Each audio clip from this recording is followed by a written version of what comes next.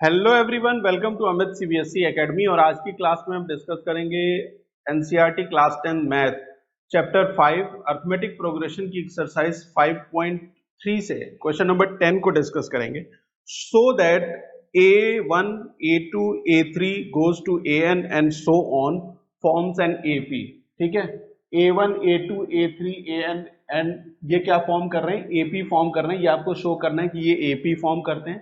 और ये जो an है वो आपको दो तरीके से गिवन है। an is equal to 3 plus 4n first case में, और an is equal to 9 minus 5n।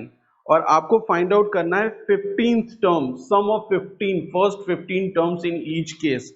Some of first 15 terms मतलब S15 फाइंड आउट करना है। S15 क्या होगा दोनों केसेस में? S15 क्या होगा ये फाइंड आउट करना है।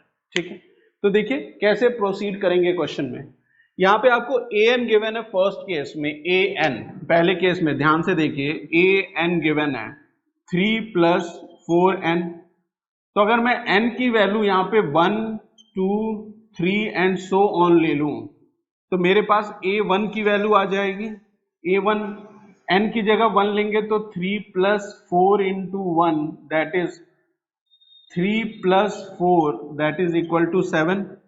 a2 की अगर आप वैल्यू फाइंड आउट करें, a2 की वैल्यू, तो ये 3 plus 4 into 2 that is 3 plus 8 कितना हो जाएगा? 11 के बराबर हो जाएगा, है ना।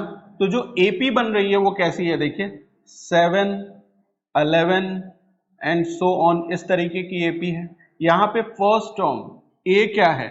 7 है।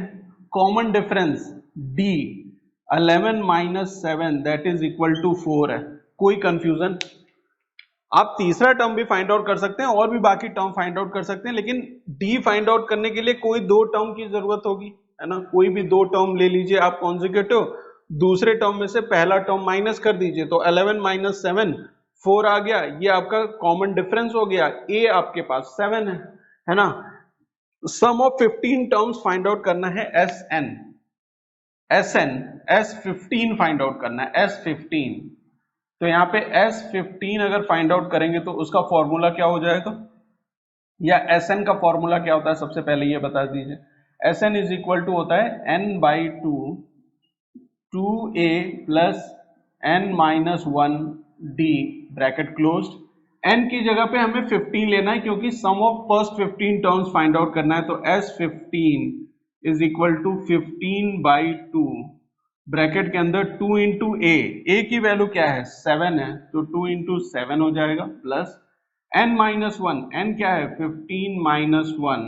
d की वैल्यू यहाँ आई है, क्या है? वो है 4, यहाँ पे 4 ले लीजिए, है ना, ब्रैकेट क्लोज। यहाँ पे हो गया 15 बाई 2 ब्रैकेट के अंदर 7 इंटू 2 14 हो गया। या आप इसे ऐसे ही रहने दीजिए, देखिए 2 इंटू 7 ही रहने दीजिए प्लस 14, 15 माइनस 1 कितना होता है? 14, 14 इंटू 4 ऐसे रहने दीजिए। ये 2 यहाँ डिवीजन में है, इसको अगर मैं ब्रैकेट के अंदर ले जाऊं तो यहाँ भी डिवाइड ही होगा ये, है ना। यहाँ 2, यहाँ 2, तो 2 से ये 2 कैंसिल हो गया, 2 से ये 4 2 टाइम्स। देखिए ब्रैकेट के अंदर क्या आ गया है, यहाँ पे 15 तो ब्रैकेट के बाहर है, ठीक है। यहाँ पे 7 प्लस 14 इंटू 2 28, है ना। तो ये हो गया 15 इंटू 28 प्लस 7 35, है ना। तो 35 इंटू 15 अगर आप करें तो 5 5 जा 25, 5 लिखा, 2 कैरी कर दिया, 5 3 जा 15 और 2 17 और 35 अगर इसमें ऐड करेंगे तो वैल्यू आ जाएगी यहाँ पे 5। यहाँ क्या हो जाएगा? 7 5 12, 2 लिखा, 1 कैरी कर दिया, 4 1 यहाँ आ जाएगा 5, 525। S15 किसके बराबर है? 525 के बराबर है।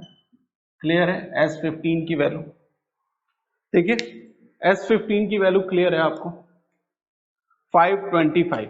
S15 क्या है? 525 के बराबर है। इसी तरीके से सेकंड केस में, इस वाले केस में भी आप फाइंड आउट कर सकते हैं, है ना। इस वाले केस में भी आप फाइंड आउट कर सकते हैं। सेकंड केस में, जो सेकंड केस है, यहाँ पे an गिवन है आपको क्या? 9 माइनस 5n, तो n की वैल्यू 1 2 3 4 लेंगे तो a1 हो जाएगा 9 minus 5 that is equal to 4। a2 अगर फाइंड आउट करें तो 9 minus 5 to the 10 that is equal to -1, है ना। तो AP कैसी बन रही है 4 -1 and so on. First term A क्या हो जाएगा 4, कॉमन डिफरेंस D क्या हो जाएगा -1 -4 दैट इज इक्वल टू -5। ठीक है, SN का फॉर्मूला यूज करेंगे, ये फॉर्मूला यूज करेंगे आप SN का, है ना। सम फाइंड आउट करना है, sum of first 15 terms, S15 will be equal to 15/2 bracket के अंदर 2a मतलब 2 into 4 प्लस n-1 मतलब 15 - 1, D की वैल्यू क्या है -5 है, ब्रैकेट क्लोज हो जाएगा। फर्दर 15/2 ब्रैकेट के अंदर 4 2 जा 8 प्लस 15 - 1 14 into -5, ये 2 ब्रैकेट के अंदर लेंगे, ये 2 ब्रैकेट के अंदर लेंगे तो यहाँ 2 डिवाइड हो जाएगा, तो 2 से ये 8 4 टाइम्स और 2 से ये 14 7 टाइम्स, तो ये हो जाएगा 15 4 7 5 का कितना होता है 35 -35, तो ये हो गया 31 -31 15 इंटू -31। तो जरा 15 इंटू -31 करिए, 31 इंटू 15 अगर करेंगे तो 5 1 5 5 3 15 और 31 ऐड करेंगे तो 5 6 4। S15 की वैल्यू आएगी दैट इज माइनस में क्या आ गई -465। ठीक है, -465 जो है S15 की वैल्यू हो जाएगी सेकंड केस में -465। क्लियर है। तो आपको जो an गिवन है, an nth टर्म का फॉर्म गिवन है, वहां से आप first term second term third term find out कर सकते हैं। फर्स्ट टर्म आपको पता चल जाएगा मतलब a की वैल्यू आपको पता चल गई, कॉमन डिफरेंस फाइंड आउट कर सकते हैं सेकंड टर्म से फर्स्ट टर्म माइनस करके, है ना। और सेम SN का फॉर्मूला यूज करिए, यहाँ a की वैल्यू पता चल गई आपको, D की वैल्यू पता चल गई, S15 फाइंड आउट करना है तो n की वैल्यू भी आपको पता है 15, फॉर्मूले में पुट करके वैल्यू फाइंड आउट कर लेंगे। दोनों क्वेश्चन सेम तरीके से सॉल्व होगा, मतलब क्वेश्चन नंबर 10 के दोनों पार्ट सेम तरीके से सॉल्व होंगे। मिलते हैं नेक्स्ट क्लास में। Thank you for watching.